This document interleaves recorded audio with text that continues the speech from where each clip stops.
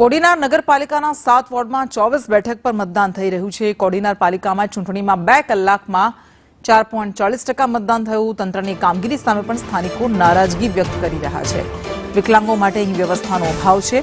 1 DYSP, 3 PI, 12 PSI, 253 police જવાન તૈનાત કરાયા। આ ઉપરાંત હોમગાર્ડના 263 જવાન, 15 એસઆરપીના જવાનો તૈનાત કરાયા છે।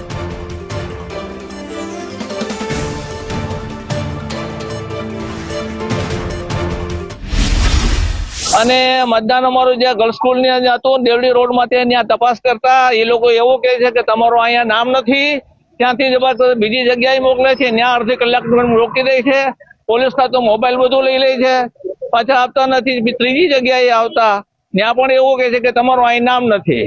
અને હું સવારથી ભટકું છું, 1 કલાકથી કાર્યકર્તાઓને કીધું આ પહેલી વખત બન્યું છે આવું, અને વોર્ડ ચેન્જ થઈ ગયા છે। હવે શું કરવું? મતદાન ચારે બાજુ ભટકે છે।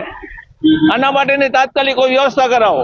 વિકલાંગો માટે કોઈ વ્યવસ્થા નથી અને મને આજે 40 વર્ષથી અપંગ છું, પેઢીને લાવે અને ગયા વર્ષે પોલીસ ખાતા મને ઉપાડીને લઈ ગયા હતા મતદાન કરવા। આ વર્ષે છોકરાઓ લઈ ગયા, હું ઢળાઈને ગયો, પછી આ વ્હીલચેરમાં બહાર લઈ આવ્યા।